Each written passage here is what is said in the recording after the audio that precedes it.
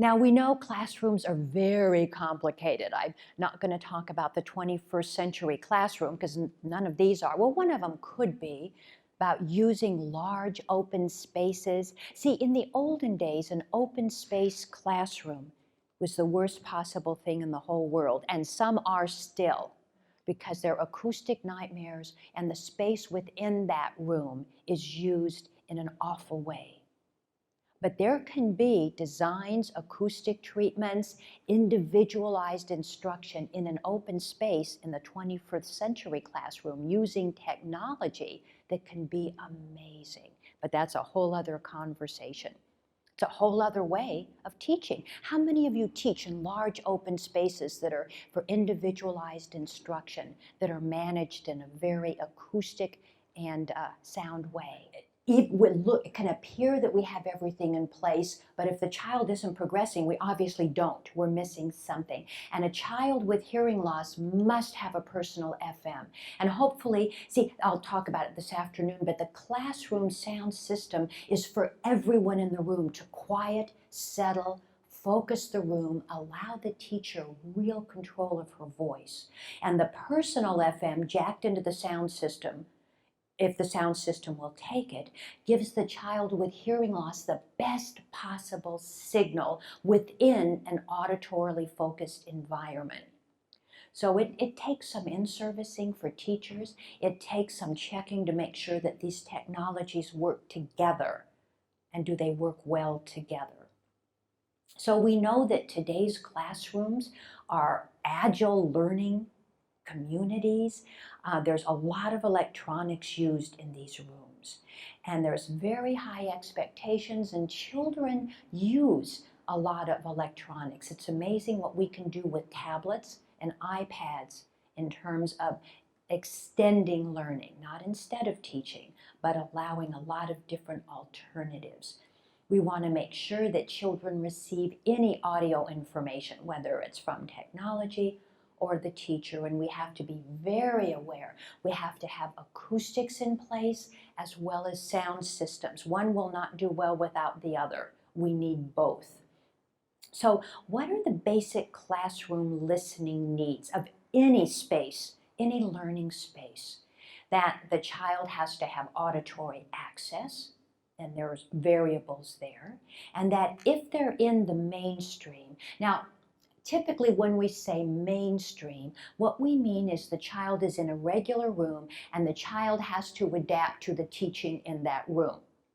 Inclusion is where the child is in a space and the instruction in space adapts itself and through the teaching to the individual needs of the child.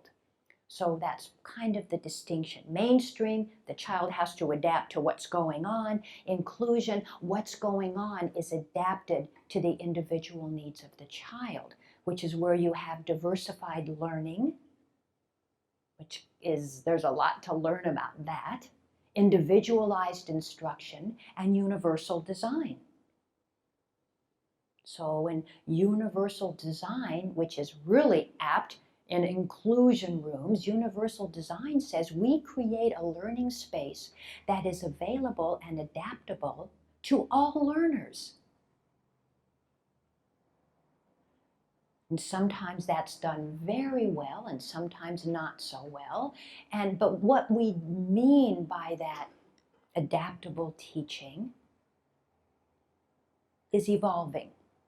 As we gain more data, as our building and our spaces become modified, because having the traditional box rooms doesn't allow for a lot of modification.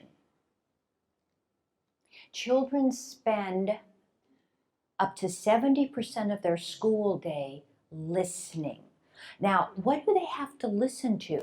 They have to listen to if there's the teacher talking. They need to listen to any audio media that's being streamed or sent to the room. They need to listen to other children. So they need to be able to hear other children. They need to hear their own voice. Very important. Hear their own voice when they talk, Because the whole purpose of being in classrooms is to have talking and listening opportunities. And part of the talking opportunity is to hear yourself. It's called creating your auditory feedback loop. And the auditory feedback loop means you hear yourself, pay attention to how you sound, and modify what you say based on how you hear yourself saying it. I mean, haven't you said something and think, wait, that didn't sound right. That isn't what I meant. Or that wasn't the word. Or sometimes I'll even be talking and I'll really find myself not listening to myself. And then I'll have someone I'm talking to correct me, like, you didn't mean that word. What did I say? I wasn't listening. So part of being a good communicator is not only listening to someone else, but listening to yourself. What are you saying? How are you saying it? Your auditory feedback loop. So when we use a pass-around microphone in the class for children to talk, it's a wonderful opportunity for them to focus on how they sound and modify how they sound based on how they hear themselves. So we need to make sure our children with hearing loss can hear themselves well and can focus on how they sound. That's the only way they'll modify how they sound, is if they hear it, pay attention, and modify.